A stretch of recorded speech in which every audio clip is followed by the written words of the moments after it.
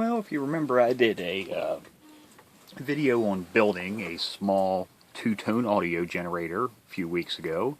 I thought I would show you what a laboratory, or at least an antique laboratory audio two-tone generator looks like. I have two of these. This one I've never plugged in, and I have another one that I use on another bench. The only thing that's ever stopped me from plugging this one in is I know I need to rebuild this one. There's one electrolytic capacitor, I don't remember which one, just the leads just pulled out of the board, but anything kind of ever held me back on it was no service manual. So, proper alignment, and if there is anything wrong with it, troubleshooting it, it's a pain in the butt without the service manual, or at least a schematic. Well, that problem is a problem no more.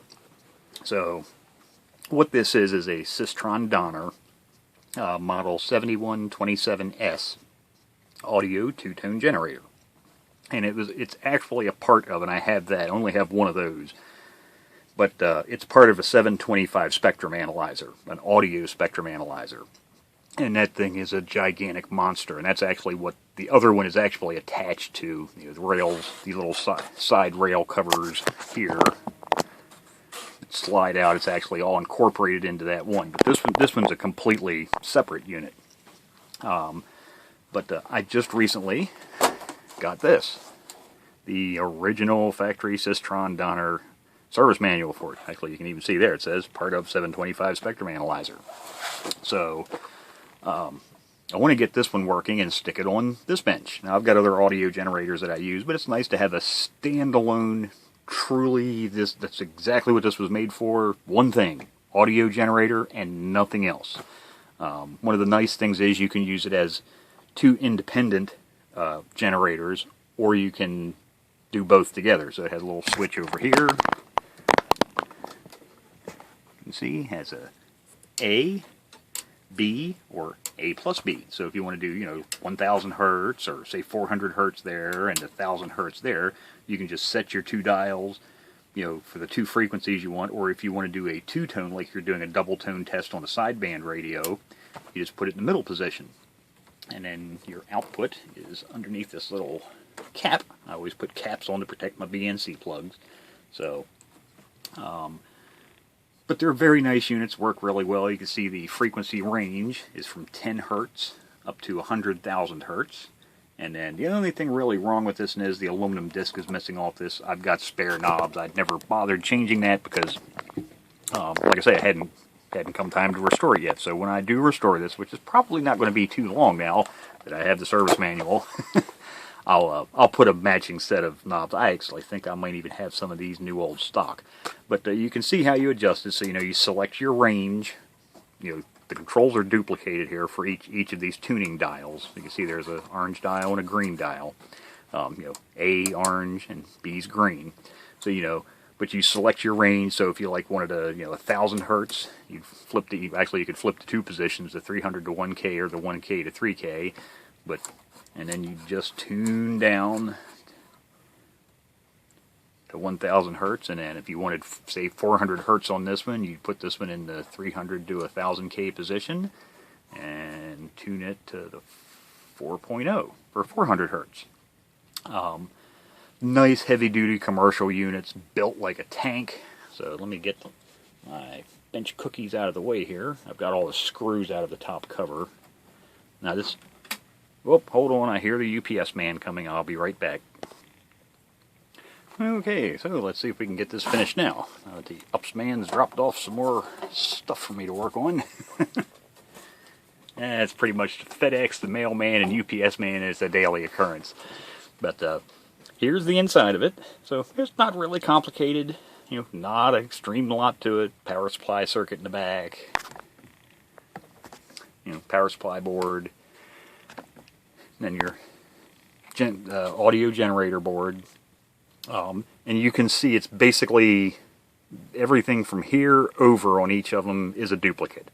It's just two identical circuits, because each of these covers from 10 to 100,000 hertz, so it's basically just two circuits cloned. So the adjustments, all the capacitors, the transistors, everything's pretty much the same on both sides. I think it was, yeah, it's that capacitor right there, the lead.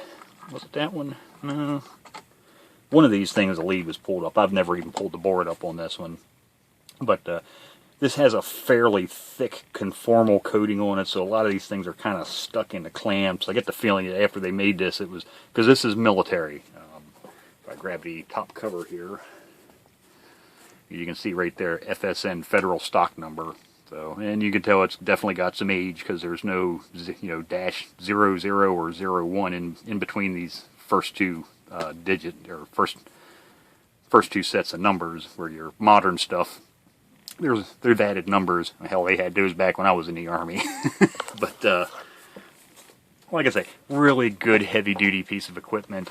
So now that I've got a service manual, just in case I run into there's anything wrong, because the last thing I want to do is recap it just to turn it on and find out, oh crap, there's a problem. Now I need a schematic. So got the schematic, and it was not like I was in a dire need of this thing. But now that I have the service manual and schematic, when I recap it, if I do end up having a problem, now I can easily troubleshoot it without having to do any guesswork. So you can see here's the, they've got precision potentiometers. They're attached down here to the tuning knob, back in through there, and then here's the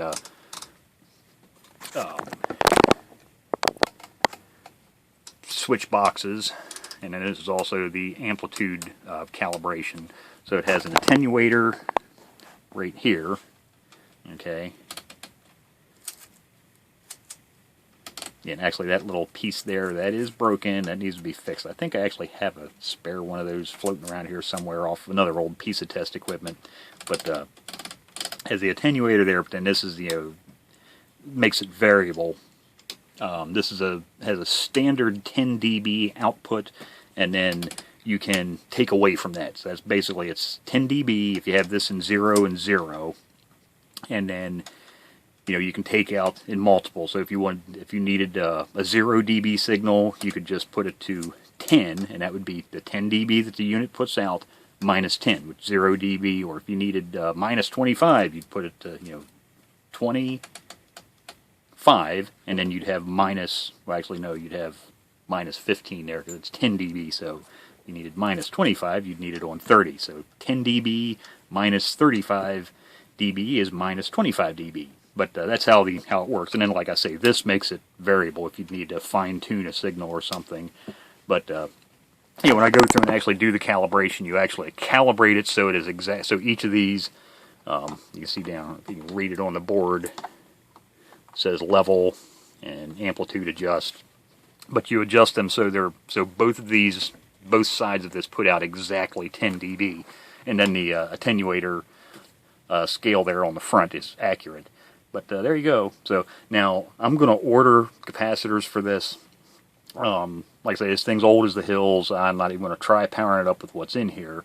You can see everything in here. All of these caps are Sprague, with the exception it has 2 beavers, or CDEs. And actually, I just happen to have probably a different value, but I happen to have one of these I just pulled out of another radio I'm working on. So, yeah, it's actually a CDE beaver, but you can see there's 2 of them in here. So, but other than those 2, everything else, you can see all these are Spragues. But I will get absolute premium, top of the line, the absolute best money can buy. I'm going to rebuild this. It's test equipment. I don't ever want to in my lifetime ever have to take this apart again. So, I use high quality caps, but there's always better to be found. And this is audio equipment, so I want to use the highest in precision caps that I can. So there you go. There's just a preview of the Systron Donner 7127S audio 2-tone generator. And so now whenever I get some time, I'll do another video on this. I'll show you what what it looks like before, so you'll see it like this again. And then after, and then we can take a look at what it looks like, and maybe we can even hook this up to a audio distortion analyzer, which I have, and we can check what the audio distortion levels actually at on this thing, because the other one that I have, someone else had restored. Actually, that's the audio spectrum analyzer that has this unit attached to it.